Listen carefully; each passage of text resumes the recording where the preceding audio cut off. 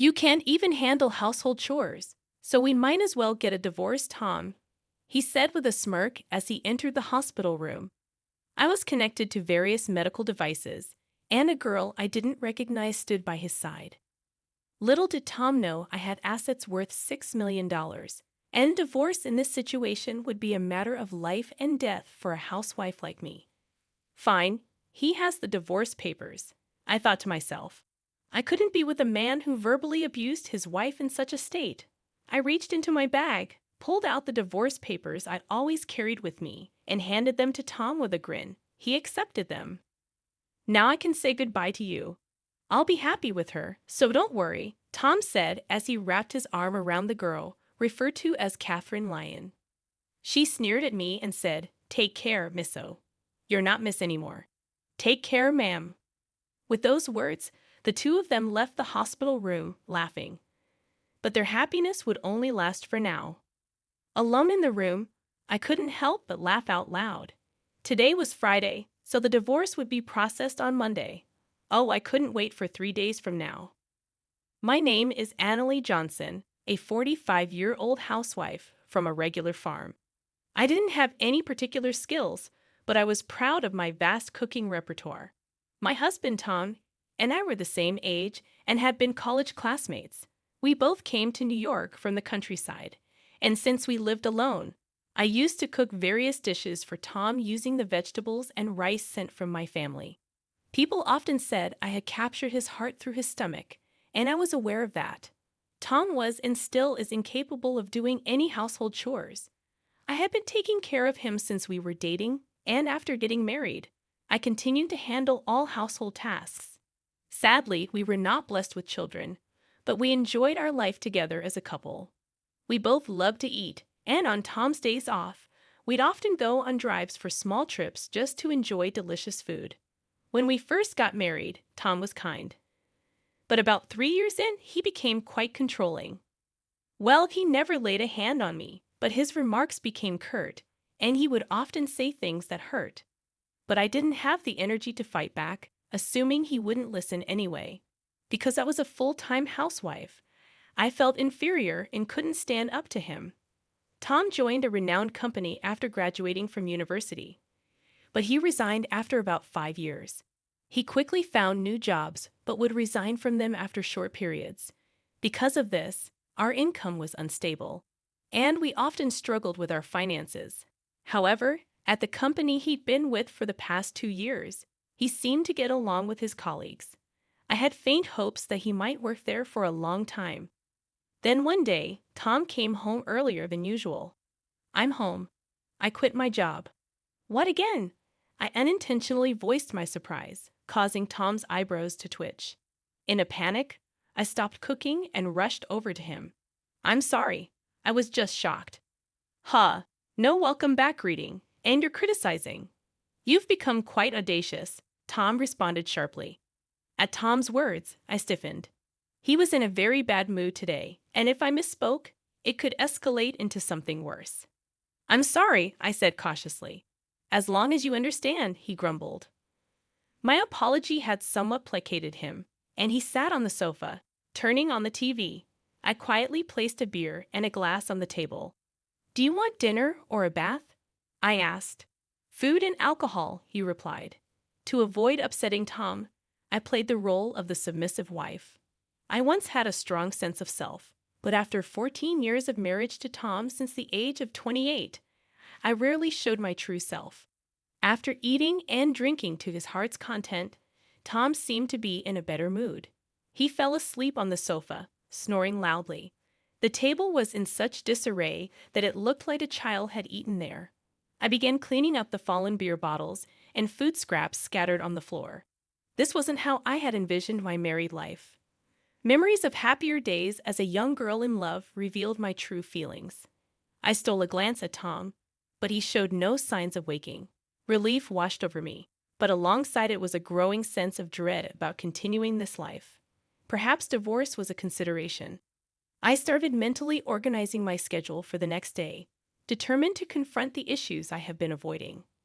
The following day, while Tom began visiting the employment office and quickly securing another job, I went to the city office and signed divorce papers. I wasn't quite ready to submit them, but I felt having them would be a form of protection. I discreetly stashed the signed divorce papers at the bottom of my frequently used bag. If he were to discover them, who knew what he might say or do? "Hey, where did you wander off to while I was job hunting?" Tom asked upon my return. "I went to the stationery store to buy some reasons." "Look, I thought you might need them," I replied. Tom was unusually thoughtful that day. He initially interrogated me suspiciously, but quickly cheered up. I handed him the resumes I had bought earlier. After receiving them, Tom mentioned that he was going out for drinks with a friend and left. His new job was with a reputable company, offering a solid salary and better benefits than his previous positions.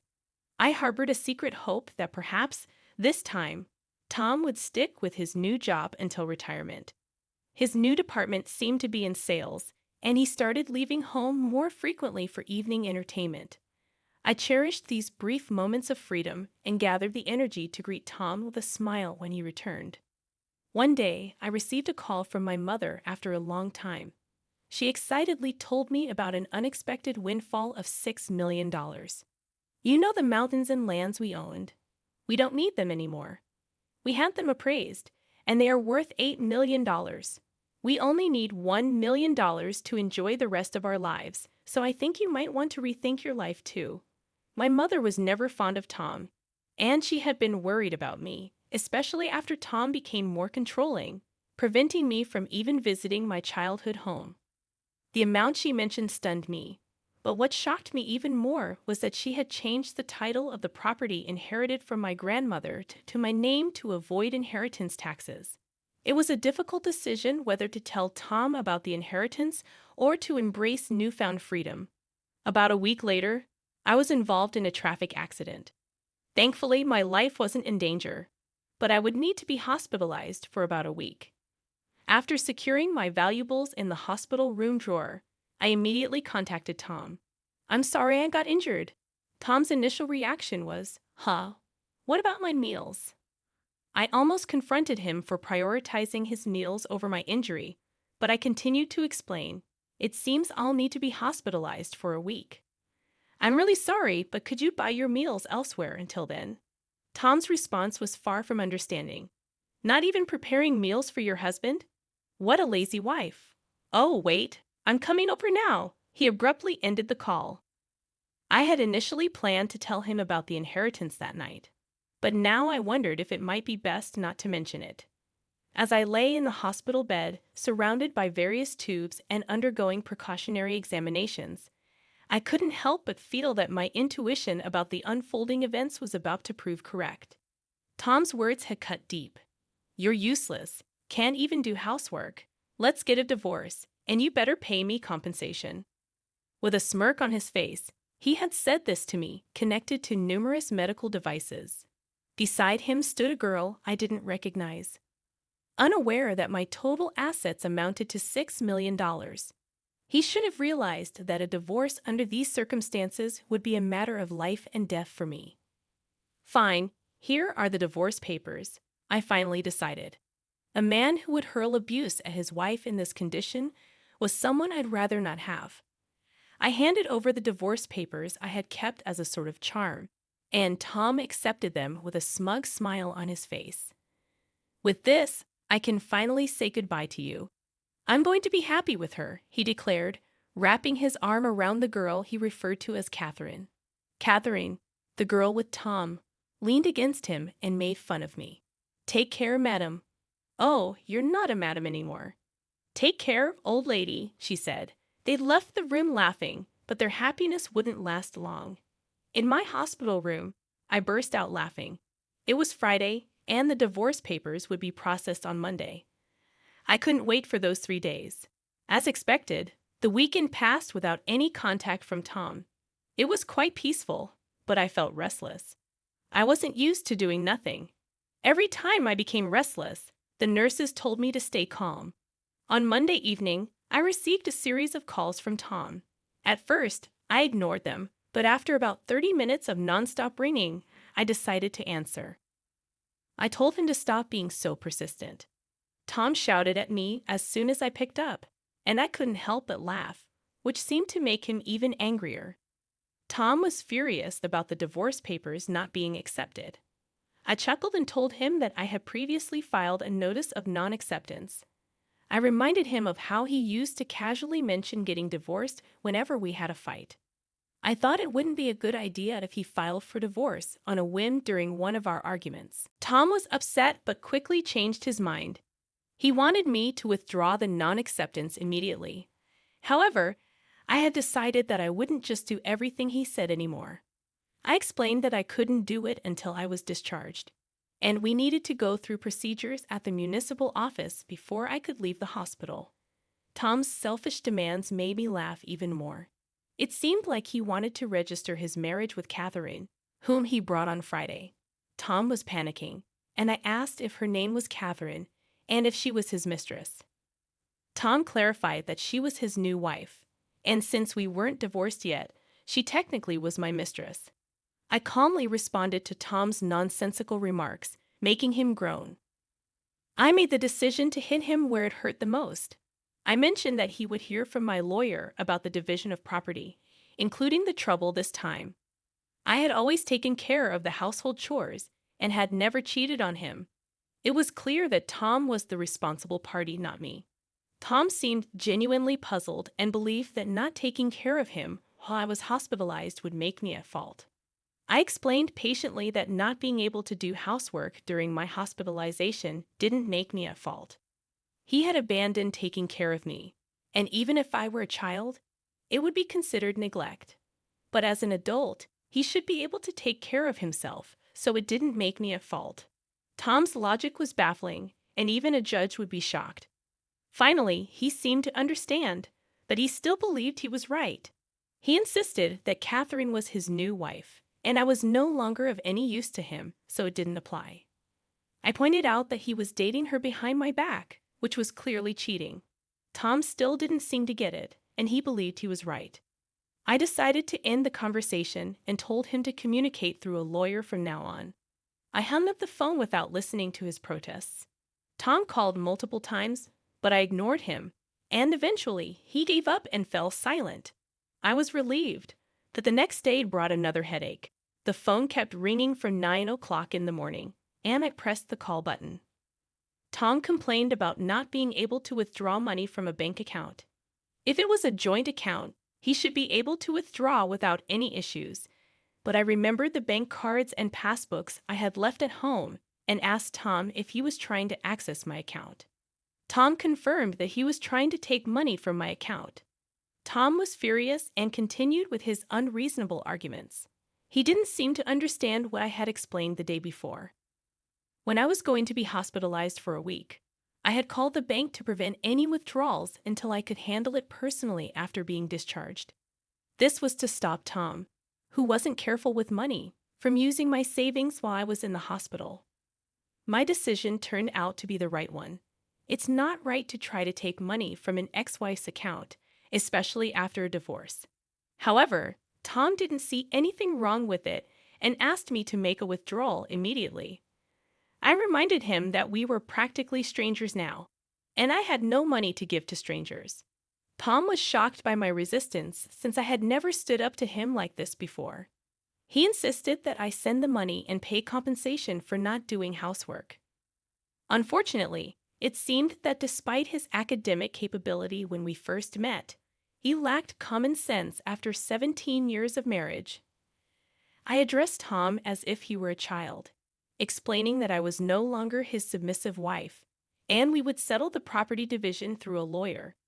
He became angry and threatened to come over right away. I didn't mind if he came to the hospital, but I had already asked the nurse's station not to let anyone in except for my parents, so it was unlikely he could get to my room. However, Tom did come to the hospital, but it seemed he was stopped at the nurse's station as my phone kept ringing. After ignoring it for a while, it switched to messages, and my screen was flooded with notifications. I saved all of them as evidence and contacted my lawyer. After a while, it seemed that the lawyer had gotten in touch with Tom as the messages stopped coming in. Just when I thought it was over, there was a new development. I was informed about a visitor named Karen, whom I had known for a long time and shared my interests. She had responded to my posts about dining experiences on a social media platform. We used to go out for meals together before I got married. She expressed concern about my injury and shared her suspicions that Catherine, the young girl with Tom, was having an affair with my husband. I was shocked and asked her how she knew it. It turned out that Catherine was Karen's niece. She had told her sister, Karen's mother, about getting married to a 45-year-old man, and when Karen saw a photo, it was of my husband. I couldn't believe the twist of fate. Karen had already informed her sister about the trouble her niece had caused me. Karen was thinking of demanding compensation from Catherine and assured me that our friendship would continue. She didn't want to lose a precious friend over the situation. She had scheduled a meeting with them to sort things out. I was grateful for her support and friendship, which had lasted for over 20 years. The next day, after leaving the hospital, I went to a private restaurant room with my lawyer. Tom and Catherine were already there, enjoying an expensive traditional meal. I was surprised at their audacity. Tom reminded me to bring money and pay for the meal. I decided to stand up for myself and told them to handle the payment themselves. I was there to demand a share of the assets from both of them. Ignoring Tom's rude comments, my lawyer and I took our seats and presented evidence to show that Tom was at fault. We showed legal documents explaining why Tom was responsible and documents regarding the division of property. We'd also displayed photos provided by Karen, which showed Tom and Catherine together and Catherine with an unknown man entering a hotel. This surprised Tom and Catherine, and they stopped eating. Karen arrived at the right moment and admitted to taking those photos. Catherine was confused about her aunt being there. Karen explained that she wanted to continue being friends with me, even though she demanded compensation from Catherine. She felt that Catherine's actions were despicable. Catherine mentioned being pregnant, but when Karen saw her, she didn't look pregnant at all. Tom seemed shocked by this news, and Catherine suddenly admitted that she had lied about the pregnancy and apologized. She had been looking for wealthy older men, and Tom was the one who fell for her scheme. She confessed that she had lied about being pregnant because Tom showed no signs of wanting to divorce. Tom was speechless, claiming he had no money to give. Karen mentioned that she would bring Catherine for another apology later and took her out of the restaurant. Tom tried to convince me that he had been deceived and asked if we could start over.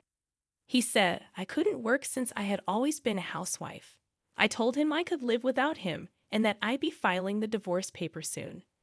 I revealed that I had around $6 million in personal net worth, so I could live comfortably without working. Tom was surprised and wanted a share of my money, but I explained that it was my personal inheritance and didn't count as marital assets. We left, and I filed for divorce, ending our nearly 20-year marriage. Catherine later transferred some money to my account, and her mother made her work to prepare the compensation. Tom was disowned by his in-laws and had to take out a loan to pay me. He lost his job due to being with Catherine at a hotel during work hours and now works multiple construction jobs to repay his debts. I used the money I received for charity and moved to the countryside with the remaining amount. I'm now enjoying a luxurious single life, continuing my relationship with Karen. We plan to stay single and even share a room, go on food tours, and take short trips together. Moving preparations will begin next week, and I'm excited to live life joyfully and true to myself from now on.